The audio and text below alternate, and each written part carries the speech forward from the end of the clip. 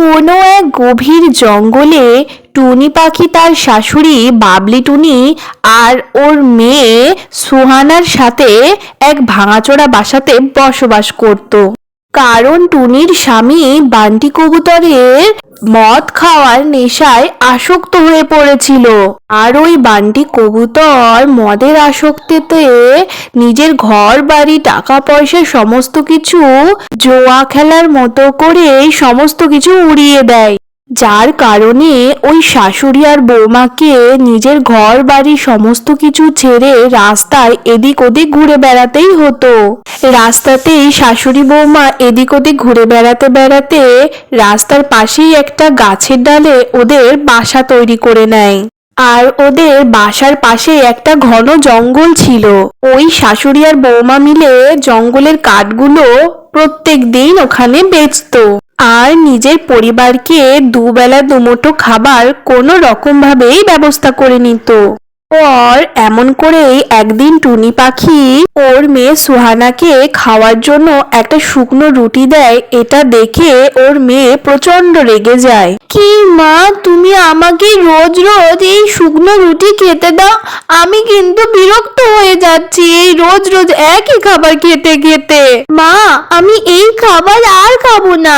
এমন কথা বলতে নেই সোনা, তোমার ঠাকুমা আর আমি এই খাবারের জোগাড় করার জন্য কতটা মেহনত করি তুমি জানো সেটা? তুমি এই ফালতু কথা বলো না মা, তোমার এই শুকনো রুটি খাওয়া থেকে আমি শুধু জল খেয়ে শুয়ে পড়বো। এতটা বলার পর সুহানা ওখান থেকে রাগ করে চলে যায়। কলসি থেকে জল বের করে ও খেতে লাগে। আর যখনই ও নিজের ভাঙাচোরা খাটে গিয়ে শোয়, খাট গরম হওয়ার কারণে ও ওখান থেকে উঠে রেগে ওর মাকে বলে, কেন জানি না ভগবান আমাকে এই গরিবের ঘরে জন্ম দিয়েছে, ঠিক মতো দুবেলা দুটো খেতেও পারি না, আবার গরমে যে একটু শান্তিতে ঘুমোবো সেটাও হয় না, আর মন পছন্দ মতো খাবার সে তো দূরেই থাক। নিজের মেয়ের মুখে এত কড়া কড়া কথা শুনে টুনটুনির মনে দুঃখে চোখে জল চলে আসে। এমন করেই আরো কিছুদিন কেটে যায়। তারপর একদিন টুনটুনি আর ওর শাশুড়ি জঙ্গলে যখন কাঠ কাটতে যায়, তখন টুনটুনি পাখি তখন ওর শাশুড়ি মাকে বলে, মা, দেখছেন কাল পর্যন্ত এখানে কত সুন্দর সবুজ সবুজ ঘাস ছিল, আর আজ দেখুন পুরো রোদের কারণে শুকিয়ে গেছে সব ঘাস। এতটা বলার পর ওই শাশুড়ি আর বৌমা মিলে কলসিতে জল ভরে ওই ঘাসে জল দিতে থাকে। পরের দিন টুনটুনি আর বাবলি যখন জঙ্গলে আবার কাঠ কাটতে যায়, তখন দেখে ওখানে একটা গরিব পণ্ডিত মানুষ ঘাস একত্র করতে থাকে। আরে দাদা, আপনি কি এই ঘাসগুলো আপনার গরুকে খাওয়ানোর জন্য নিয়ে যাচ্ছেন? আরে না না বোন, আগের দিন বৃষ্টিতে আমাদের ঘর বাড়ি সব ভেসে চলে গেছে, তার জন্য আমি এই ঘাসগুলো একত্র করছি যাতে এই ঘাস দিয়ে আমি একটা ঘর তৈরি করতে পারি। এতগুলো ঘাস দিয়ে আমি আমার একটা সুন্দর ঘর তৈরিও করে ফেলতে পারবো। এতটা বলার পর ওই লোকটা নিজের ঘাস তুলে ওখান থেকে চলে যায়। তারপরে এই টুনটুনি পাখি ওর শাশুড়ি মাকে বলে, মা, যদি কোনো লোক এই ঘাস দিয়ে নিজের বাসা তৈরি করে নিতে পারে, তবে কি আমি এই ঘাস দিয়ে আমার মেয়ের জন্য একটা সুন্দর খাট বানিয়ে দিতে পারি না মা? তারপর ওই শাশুড়ি আর বৌমা মিলে জঙ্গল থেকে কাঠ আর কিছু ঘাস জোগাড় করে নেয়, আর ওইগুলোকে ওরা দুজন মিলে নিজের ঘরে নিয়ে চলে আসে। আর কড়া রোদের মধ্যে নিজের ঘরের বাইরেই ওদের খাট বানানো শুরু করে দেয়। মা, প্রথমে আমরা এই কাঠগুলো দিয়ে খাটের বাটামগুলো তৈরি করে নিই, এটার কারণে আমাদের খাটটা দেখতে মজবুতও লাগবে। এতটা বলার পর ওই শাশুড়ি আর বৌমা মিলে খাটের বাটাম তৈরি করা শুরু করে দেয়। খাটটা বানানোর পরে খাটের চারিদিকে ওই ঘাসের পাতাগুলো বিছিয়ে দেয়, আর টুনি নিজের বুদ্ধি খাটিয়ে ওই ঘাসের বালিশ আর কাঁথা তৈরি করে নেয়। আর ওই খাটটা টুনি পাখি নিজের ঘরে নিয়ে যেয়ে রাখে। আর এই সুন্দর খাট দেখে ওর মেয়ে সুহানা ওকে বলে, মা, তুমি আমার জন্য এত সুন্দর ঘাসের বেড বানিয়েছো? হ্যাঁ আমার সোনা মা, এসব তো আমি তোমার জন্যই তৈরি করেছি। মা, তাহলে তো এবার থেকে এই ঠান্ডা ঠান্ডা বিছানায় সুন্দর করে আরাম করে ঘুমোতে পারবো। ওই সময়ে হঠাৎই টুনির ঘরে ওর স্বামী বান্টি কবুতর চলে আসে নেশাগ্রস্ত অবস্থায়। এসে ওই ঘাসের বেডকে দেখে বলে, আরে আমার টুনটুনি, কেমন আছো? সুহানা, একবার আমার কাছে আয় মা। না বাবা, আমি তোমার কাছে একদম যাব না। তুমি একটা পুরো মাতাল, তোমার কাছে আমি যাবই না। তোমার জন্য আমাদের আজকে এই অবস্থা হয়েছে। তোর এত বড় সাহস যে তুই আমার সাথে মুখ উত্তর করছিস? দাঁড়া সুহানা, তোকে দেখাচ্ছি মজা আমি।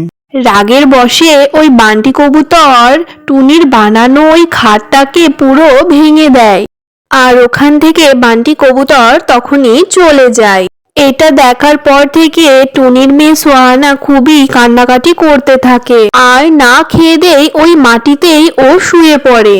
আর অর্ধেক রাত হতেই ওদের বিছানা ওদের কাছে পুরো ঠান্ডা ঠান্ডা অনুভব হয়। তার জন্য টুনির মেয়ে সোহানার ঘুম ভেঙে যায় হঠাৎ করে। যখনই ও ঘুম থেকে উঠে পড়ে, ও দেখে যে ও সেই ঘাসের বেডের উপরেই শুয়ে আছে, যেটা কিনা ওর বাবা বান্টি কবুতর ভেঙে দিয়ে গিয়েছিল। আর ওই খাটটা সেই আগের মতোই ঠিক হয়ে গেছিল।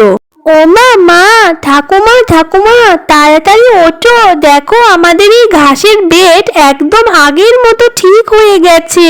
আর আমরা এই খাটের উপরেই শুয়েছিলাম মা। কিন্তু এই চমৎকার কি করে হলো বৌমা? তুমি কি রাতের বেলা উঠে এটাকে কি আবার সারাই করলে নাকি? না মা, এই বেডটা ভাঙার পর থেকে তো আমি এই বেডে হাতই দিইনি।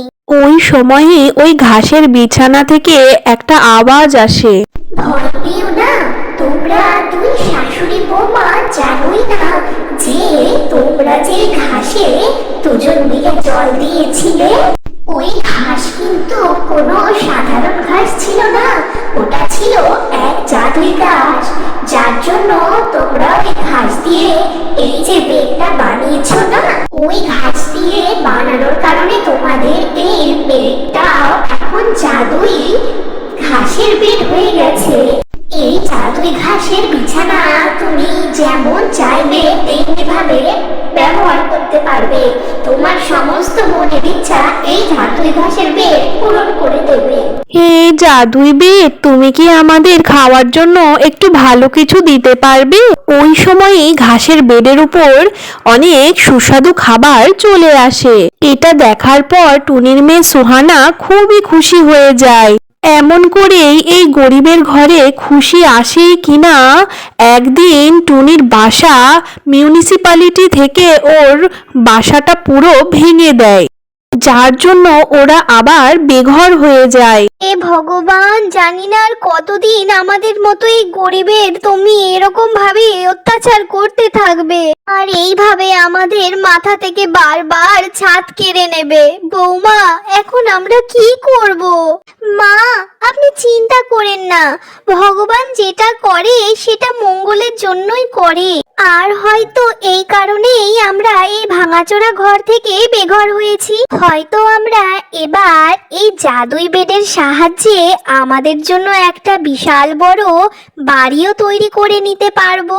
আরও একবার ওরা এই জাদুই বেডের সাহায্যে ওদের জন্য এক সুন্দর ঘাসের বাড়িও তৈরি করে নেয়। আর কিছুদিনের মধ্যেই ওদের ওই ঘাসের সুন্দর বাড়ি তৈরি হয়ে যায়, যেটার পর থেকে টুনি পাখি ওই ঘাসের বানানো বেড আর ঘাস দিয়ে বানানো আরো অনেক কিছু ওর ঘরে তৈরি করে ফেলে। আর ওই দিনের পর থেকে টুনি ওর শাশুড়ি আর মেয়ের সঙ্গে সুখে শান্তিতেই সংসার করতে থাকে।